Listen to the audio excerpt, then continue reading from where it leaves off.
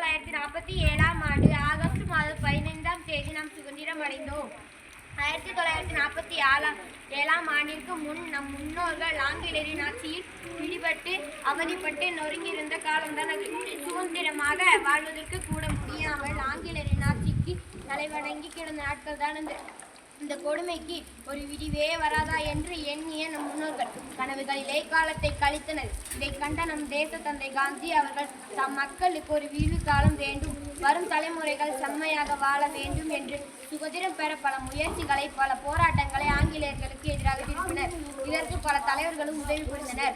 லாலா லஜபத் ராய், கோபாலகிருஷ்ண கோகலே, சுதந்திரநாத் பானாஜி, பிபின் சந்திரபால், தாதாபாய் நவரோஜி, சுபாஷ் சந்திர போஸ் போன்றோரும் நமக்காக பல ரத்தங்களை சிந்தி இப்போராட்டத்திற்கு உறுதுணை புரிந்தனர். இவர்களின் தீராத முயற்சிதான் இன்று நாம் கொண்டாடுகின்ற சுதந்திர தினத்தின் சிறப்பு.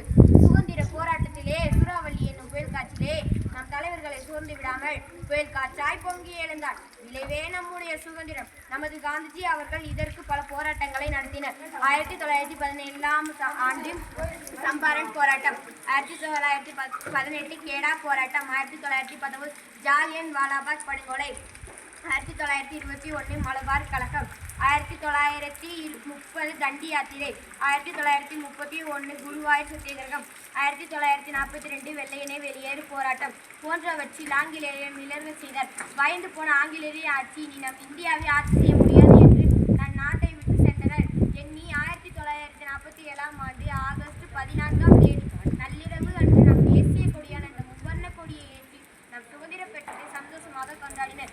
அன்று முதல் ஒவ்வொரு வருடமும் எல்லா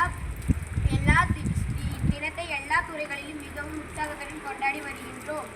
நாம் சுதந்திரம் பெற்றதை மட்டுமல்லாமல் நம் தலைவர்களை நினைவு கூறும் விதமாகவும் இத்தினம் சிறப்படுகின்றோம். நாமும் நம் தலைவர்களை நினைத்து பார்த்து இந்த சுதந்திரத்தை மனதார போற்றி புகழ்வோம், வளமாக வாழ்வோம். இந்த சுதந்திர தினத்தில் நான் கண்டவை: ஆ என்ற எழுத்தில் அன்னை பாரத தாயை கண்டேன், ஆ என்ற எழுத்தில் ஆனந்தத்தை கண்டேன், ஈ என்ற எழுத்தில் இறந்த என் தலைவர்களை கண்டேன், ஈ என்ற எழுத்தில் ஈகை இல்லை என்பதை கண்டேன், ஊ என்ற எழுத்தில் உண்மையை கண்டேன், ஊ என்ற எழுத்தில் ஊர்கள் சிரிப்பதை கண்டேன், ஏ என்ற எழுத்தில் எளிமையை கண்டேன், ஏ என்ற எழுத்தில் ஏழ்மை உணர்வை கண்டேன், ஐ என்ற எழுத்தில் ஐயம் என்பதை அறவே மறந்ததை கண்டேன், ஓ என்ற எழுத்தில் ஒற்றுமையுடன் இருப்பதை கண்டேன், ஓ என்ற எழுத்தில் ஓடும் நதியை வாழ கண்டேன், அவ் என்ற எழுத்தில் அவ்வை வழியில் நடக்க கண்டேன். இவை அனைத்தும் என் இந்திய நாட்டின் உயிர் எழுத்தாக எங்கள் மனதில் நிலைத்து நிற்கும்.